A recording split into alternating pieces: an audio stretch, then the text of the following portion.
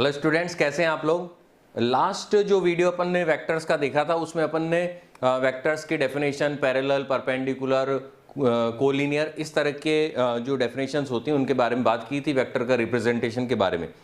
इस वीडियो में हम क्या करने वाले हैं, इस वीडियो में हम एंगल बिटवीन वेक्टर्स और कोप्लेनर वेक्टर्स की बात करने वाले हैं। तो सबसे पहले कोप्लेनर वेक्टर्स की अपन बात करते हैं। तो कोप्लेनर से पहले थोड़ा सा मैं याद दिलाना चाहूंगा कि कोलिनियर हमने किसको कहा था।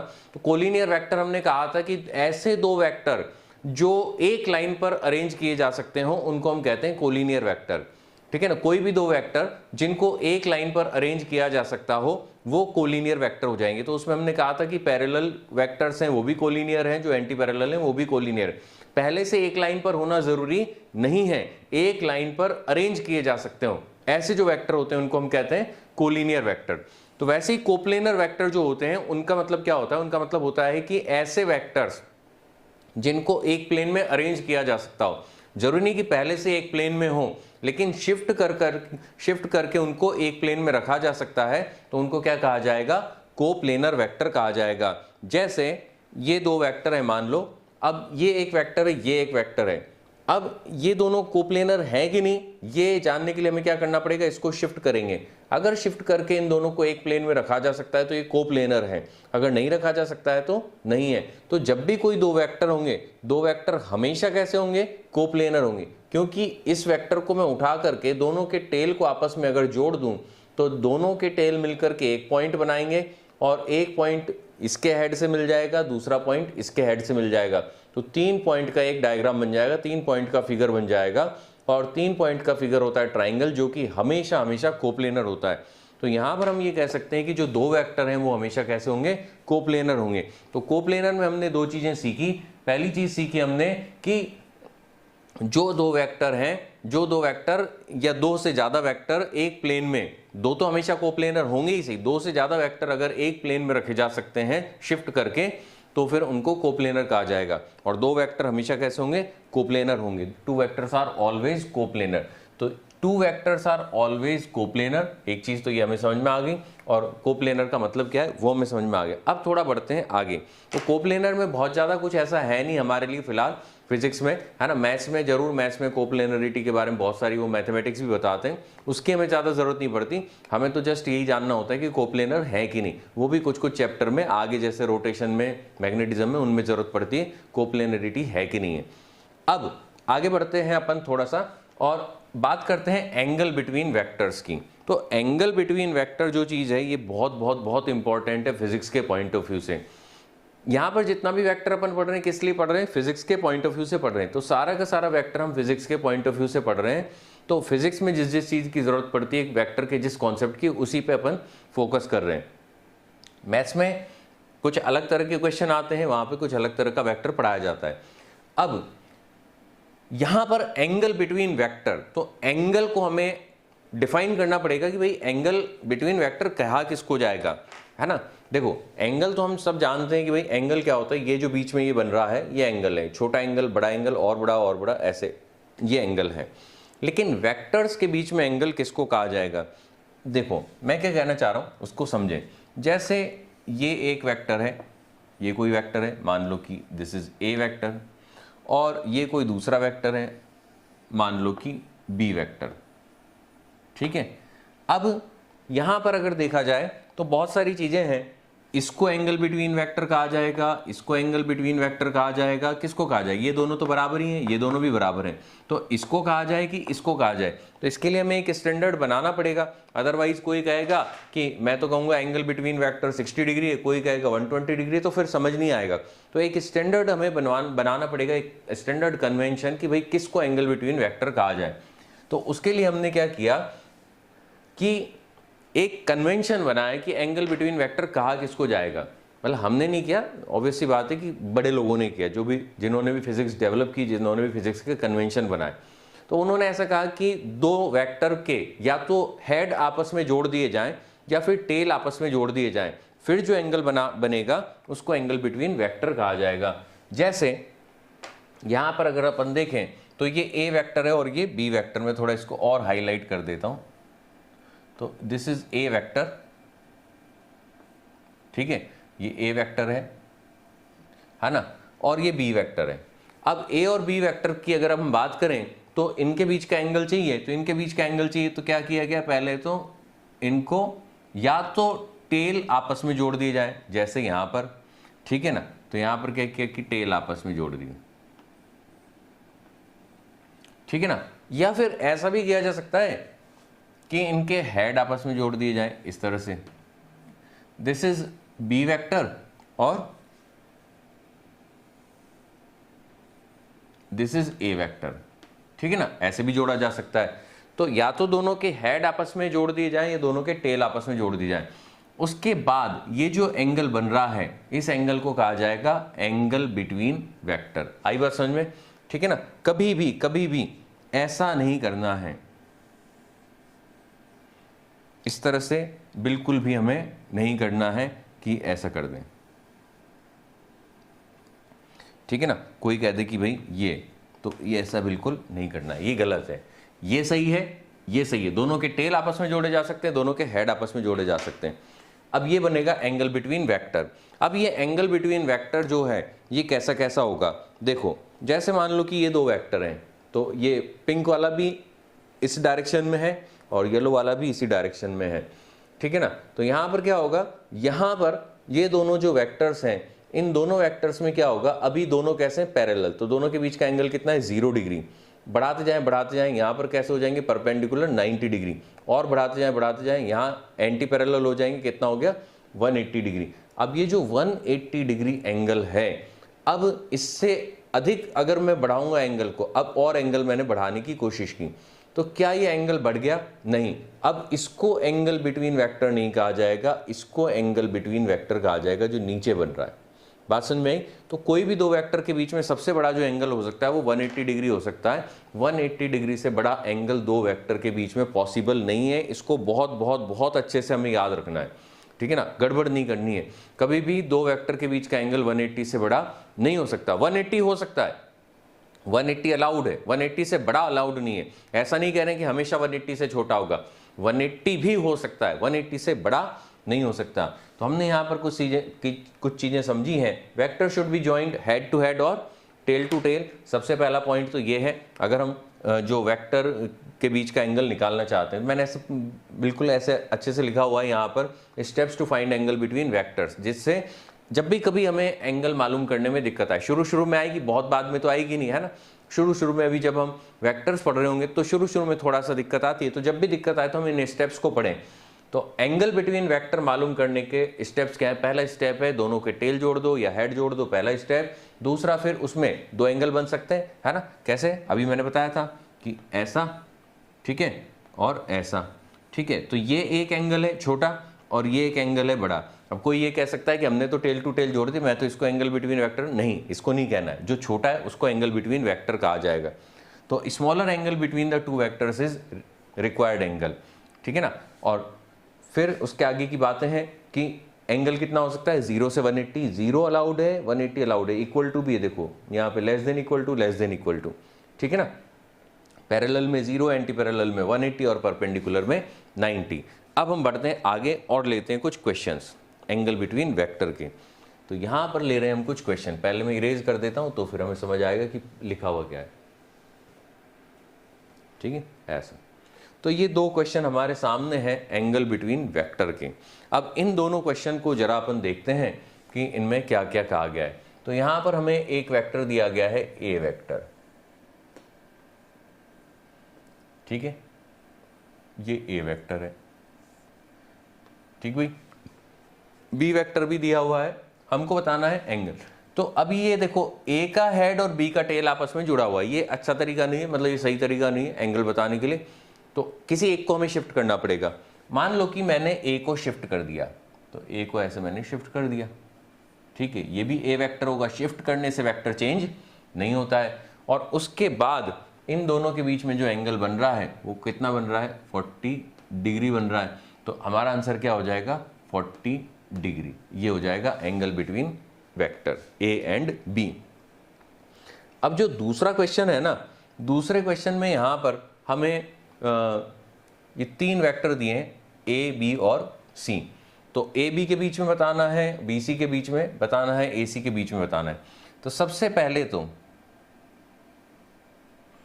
यहां पर ये बी वेक्टर हमें दिया हुआ है, देख लेते हैं कि कौन से तो अच्छे से अरेंज्ड है और कौन से अच्छे से अरेंज्ड नहीं है। ये ए वेक्टर दिया, ठीक है ना। अब देखो ए और बी को अगर हम देखें तो ए और बी तो ऑलरेडी अच्छे से जुड़े हुए हैं, ठीक है ना। ए और बी कैसे हैं जुड़े हुए हैं, बहुत अच्छे से जुड़े हुए हैं, दोनों का टेल टेल आपस में जुड़ा हुआ है। मैं थोड़ा इसको और बड़ा डायग्राम बना देता हूँ जो अच्छे से हम एंगल को देख पाएंगे। क्वेश्चन का डायग्राम जनरली हमेशा छोटा सा दिया होता है। ये बी वेक्टर है हमारा, है ना, ये ए वेक्टर है हमारा, ठीक है। ये एंगल दिया हमको 50 डिग्री, ठीक है। फिर ये हमें दिया हुआ है सी वेक्टर, ठीक है। ये एंगल दिया है 60 डिग्री और ये एंगल दिया है 70 डिग्री। अब देखो यहाँ पर अगर अपन देखें तो यहाँ पर देखें तो ए और बी ऑलरेडी टेल जुड़े हुए हैं, तो ए और बी के बीच का तो एंगल हो जाएगा 50 डिग्री, तो ये एक आंसर तो हमारा आ गया। बी और सी भी बहुत अच्छे से हेड हेड जुड़े हुए हैं, तो बी और सी के बीच का 60 डिग्री हो जाएगा। अब बात आती है ए और सी के बीच में, तो ए और सी के बीच में अगर हमें एंगल चाहिए तो ए का हेड और सी का टेल जुड़ा हुआ है, यहाँ पर मुझे कुछ ना कुछ करना पड़ेगा, या तो सी को शिफ्ट करना पड़ेगा या फिर ए को शिफ्ट करना पड़ेगा। तो मुझे अच्छा लगा कि यार ए को शिफ्ट कर देते हैं, किसी को भी किया जा सकता है। ये मैंने ए को शिफ्ट कर दिया। ए को शिफ्ट करने के बाद जो आंसर हमें चाहिए वो इसका चाहिए, थीटा का, ठीक है ना। तो यहाँ पर हम लिख सकते हैं theta plus 70 is equal to 180, ठीक है ना। तो theta is equal to 110 degree, तो ये कितना आ जाएगा 110 डिग्री, इसका आंसर आ जाएगा। तो इस तरह से एंगल बिटवीन वेक्टर्स मालूम किया जा सकता है। तो ये तीनों एंगल बिटवीन वेक्टर हमारे पास आ गए, ठीक है ना। अब इससे आगे बढ़ते हैं और कुछ और क्वेश्चन लिखते हैं, है ना। पहले मैं इसको इरेज कर देता हूं। अब ये एक और क्वेश्चन हमारे सामने आ गया जो कि बहुत ही बेहतरीन क्वेश्चन है। ये क्वेश्चन मुझे बहुत अच्छा लगता है, जब भी मैं वेक्टर में एंगल बिटवीन वेक्टर पढ़ाता हूँ इस क्वेश्चन को जरूर कराता हूँ, क्योंकि ये क्वेश्चन हमें बहुत कुछ सिखाता है। एंगल बिटवीन वेक्टर तो सिखाता है, ये और भी बहुत कुछ सिखाता है। अब सबसे पहले यहाँ पर हमको कुछ वेक्टर दिए हैं, जैसे ए और बी दिया हुआ है। ए और बी आपस में कैसे जुड़े हुए हैं, ए और बी का क्या जुड़ा हुआ है, टेल टेल आपस में जुड़ा हुआ है। तो ए और बी का टेल आपस में जुड़ा हुआ है, तो बहुत इजीली उसको हम बता सकते हैं कि भाई ए और बी के बीच का जो एंगल है वो कितना है, 120 डिग्री है, ठीक है ना। फिर बी और सी के बीच का बाद में सॉल्व करेंगे, क्योंकि बी और सी तो मिले ही नहीं है। ए और सी के बीच में अगर देखें तो ए और सी के बीच का जो एंगल है, तो मैं ए को थोड़ा आगे शिफ्ट कर देता हूं। जैसे ही मैं ए को थोड़ा आगे शिफ्ट करूंगा ये एंगल हो जाएगा मेरा थीटा या अल्फा, ठीक है। तो alpha plus 150 is equal to 180 और यहां से आ जाएगा alpha is equal to 30 degree, ठीक है। तो किसके बीच में आया, ये ए और सी के बीच में आ गया 30 डिग्री। लेकिन मुझे चाहिए बी और सी के बीच में। अब बी और सी के बीच में जो है, बी और सी के बीच का एंगल ही सबसे बड़ा क्वेश्चन है ना। असली क्वेश्चन ही वही है, ये दोनों तो ऐसे ही थे। तो अब यहां पर देखो बी और सी के बीच में जो एंगल चाहिए, तो किसी ने सोचा कि भाई बी और सी के या तो हेड आपस में जोड़ दें या टेल आपस में जोड़ दें। तो बी और सी के टेल और हेड जोड़ने के लिए तो बी सी को एक्सटेंड किया और इधर से बी को भी एक्सटेंड कर दिया, ऐसे दोनों के हेड ऊपर जाके मिल जाएंगे। और किसी ने कहा कि ये एंगल मैं मान लेता हूं सपोज थीटा। अब वो क्या करेगा, वो लिखेगा theta plus 120 plus 150 is equal to 180। जैसे ही वो ऐसा लिखेगा उसका आंसर गलत आ जाएगा, ठीक है। अब इसमें खास बात क्या है ना। अब बताना कि कितने लोगों ने ये नोटिस कर लिया था, है ना। मुझे नहीं पता कि आप में से कितने लोगों ने ये चीज़ नोटिस करी कि ये दोनों एंगल 150 डिग्री और 120 डिग्री ये कैसे हैं, ऑब्ट्यूस एंगल है, 90 से बड़े एंगल हैं। जबकि मैंने बनाए कैसे हैं, वो मैंने बनाए हैं एक्यूट जैसे दिखते हुए, मैंने ऐसे बनाए हैं। जबकि वो ऐसे बनने नहीं थे। क्यों नहीं बनने थे, क्योंकि 120 और 150 वो ऐसे बनने थे। जब वो ऐसे बनते तो नीचे आकर के मिलते, ना कि ऊपर जा कर के। अब मैंने क्या किया है, मैंने जानबूझ के उनको गलत बनाया, ड्रॉ किया, ठीक है ना, जिससे कंफ्यूज हो जाए सॉल्व करने वाले, ठीक है ना। तो यहाँ पर ये चीज़ मैं सिखाना चाहता हूँ, ये चीज़ मैं समझाना चाहता हूँ कि जो चीज़ जैसी है, जो एंगल जैसा है, जो लेंथ जैसी है ना, अगर मैं उसको वैसा नहीं बनाऊंगा तो क्वेश्चन सॉल्व करने के लिए जो फीलिंग हमारे अंदर आनी चाहिए वो आ नहीं पाएगी। तो ये बहुत इंपॉर्टेंट है कि एक्यूट एंगल को एक्यूट के जैसा बनाया जाए, ऑब्ट्यूज को ऑब्ट्यूज के जैसा, और 90 को 90 के जैसा। अगर हमें पहले से पता है तो, कोई अननोन एंगल है जिसके बारे में हमें नहीं पता तो फिर अलग बात है, उसकी बात ही अलग होगी, ठीक है ना। यहाँ तो पता है, दिया हुआ है। तो अब सबसे पहले तो मैं यही पूछ रहा था कि भाई कितने लोगों ने ये चीज़ नोटिस करी कि ये दोनों ऑब्ट्यूज हैं लेकिन मैंने बनाए एक्यूट जैसे हैं, तो ये डायग्राम मतलब सही विजुअलाइजेशन नहीं दे रहा है सिचुएशन का।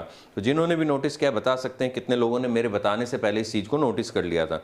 अब मैं इसको सॉल्व कर रहा हूँ, तो सॉल्व करने के लिए सबसे पहले मैं इसका सही से डायग्राम बना रहा हूँ। तो इसका जो सही डायग्राम बनेगा वो बनेगा हमारा कुछ ऐसा। सबसे पहले ए वेक्टर बना दिया जाए, तो ये हमने बना दिया ए वेक्टर। कहाँ बनाए, यहाँ बना देते हैं।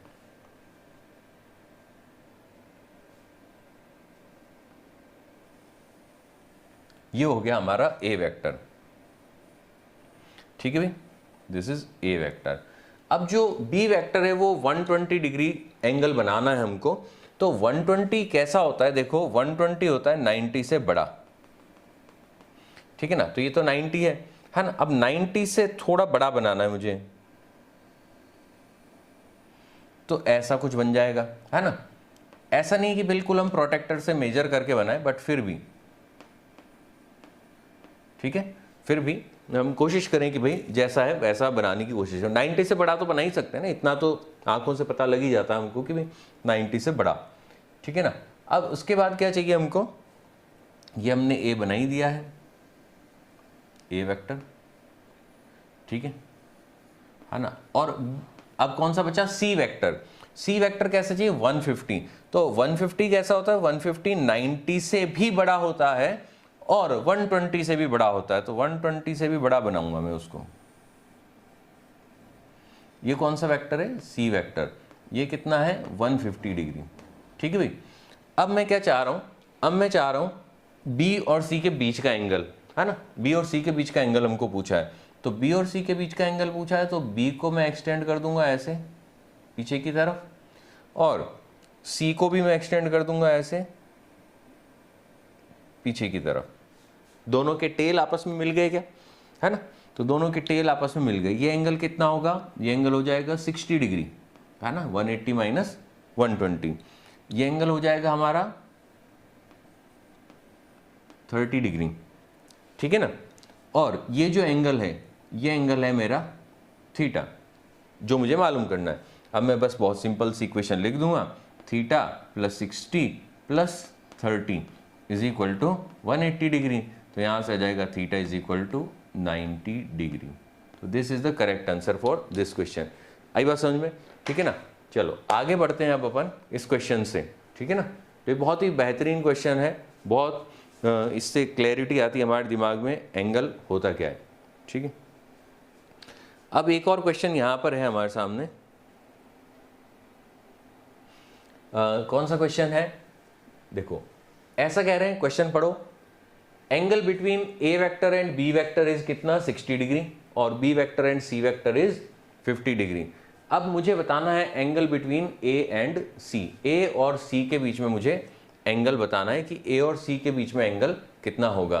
तो ये थोड़ा सा हमें समझने की जरूरत है कि भाई ए और सी के बीच का एंगल चाहिए, तो ए और सी के बीच का एंगल हमें कैसे मिलेगा, ये समझते हैं, ठीक है ना। अब यहां पर जो बी दोनों में कॉमन है, देखो, तो बी को रेफरेंस ले लो। तो ये मैंने बी को ले लिया रेफरेंस, ये बी वेक्टर है, ठीक है, बी वेक्टर। अब इस बी वेक्टर से ए वेक्टर कितने डिग्री पर है, 60 डिग्री पर है। तो फिर से 60 डिग्री कैसा होता है, 90 से छोटा होता है। तो अब 60 डिग्री देखो, बी से 60 डिग्री किधर किधर बन सकता है, बी से 60 डिग्री ऐसे बन सकता है, ठीक है ना, इस तरह से कहीं पर भी बन सकता है। 60 डिग्री इधर बन सकता है, इधर इधर इधर इधर इधर ऐसे। यहाँ पे भी 60 डिग्री है ना, इस तरह से 60 डिग्री कहीं पर भी बन सकता है। तो सबसे पहले मैंने यहां पर बना दिया 60 डिग्री। अब ऐसा तो है नहीं कि भाई इधर ही बनना था। ये कौन सा वेक्टर है, ए वेक्टर। ये एंगल कितना है, 60 डिग्री। ठीक है, असल में ये कैसा बन सकता है, ये कोन बनाएगा एक, इस वेक्टर के अलग अलग पॉसिबिलिटीज एक कोन बनाएंगी इस तरह से। ठीक है, ऐसा। ठीक है ना, तो इधर भी हो सकता है, उधर भी हो सकता है। फिर जो दूसरा वेक्टर है सी वेक्टर, वो कितने डिग्री पर है, वो 50 डिग्री पर है। तो 50 कैसा होता है, आप देखो 50 कैसा होता है, 60 से छोटा होता है। अगर कोई 60 से बड़ा बना दे तो फिर गलत हो जाएगा, है ना। तो अब मैं यहां पर बना देता हूं सपोज ऐसा। कौन सा वेक्टर है ये मेरा, सी वेक्टर। तो सी वेक्टर हो गया और ये कितना एंगल है, 50 डिग्री। ठीक है ना, ये सी वेक्टर यहां पर भी हो सकता था। ठीक है, इधर भी हो सकता था सी वेक्टर। ठीक है ना, इधर 50 डिग्री पर, और उधर भी हो सकता था। ये भी कैसा बनाएगा, सी वेक्टर भी एक कोनिकल, सी वेक्टर की भी जो भी पॉसिबिलिटी है वो ऐसे एक कोन बनाएंगी। ठीक है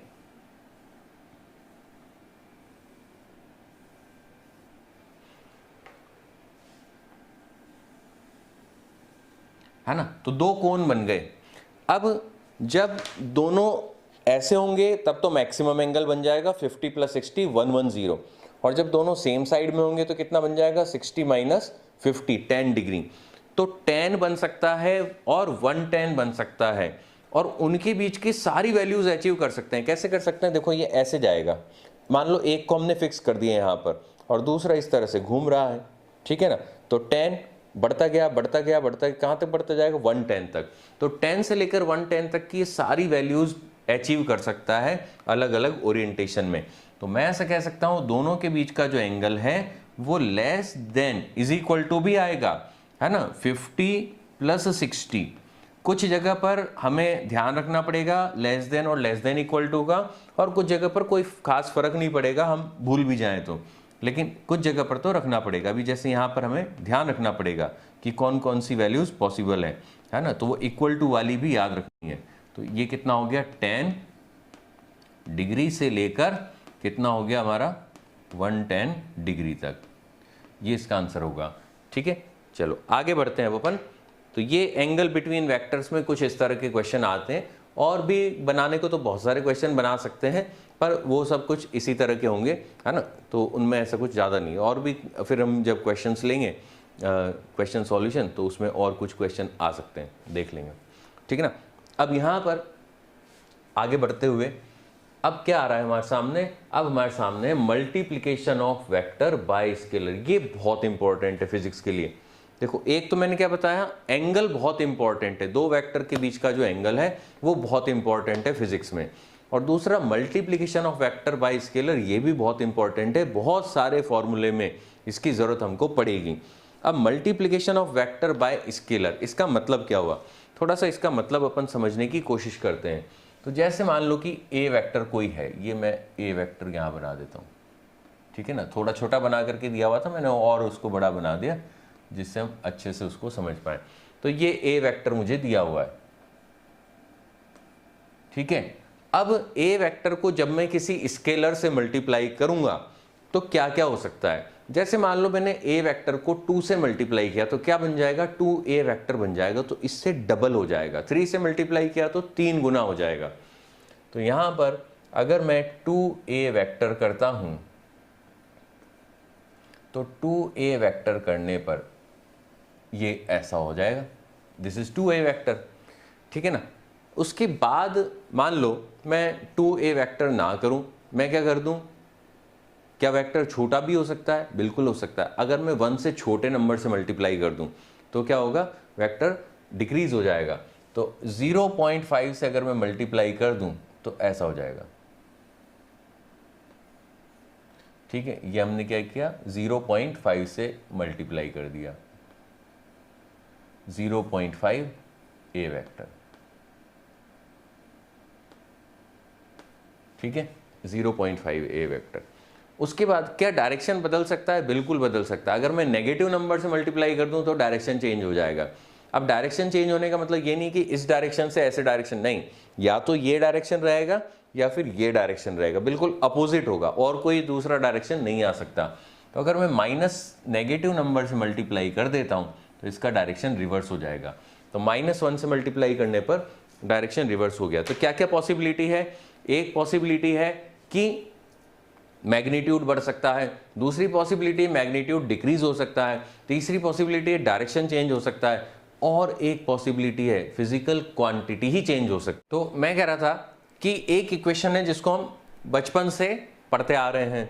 कौन सी इक्वेशन है? v is equal to u plus 86, 7th class से हम उसको पढ़ते आ रहे हैं, ठीक है ना। तो अब इस इक्वेशन में क्या होता है, इस इक्वेशन में ये वेक्टर इक्वेशन होती है, v is equal to u plus 80। अब इस इक्वेशन में क्या हुआ, देखो ये जो एक्सेलरेशन है ये कैसा है, ये एक्सेलरेशन है वेक्टर,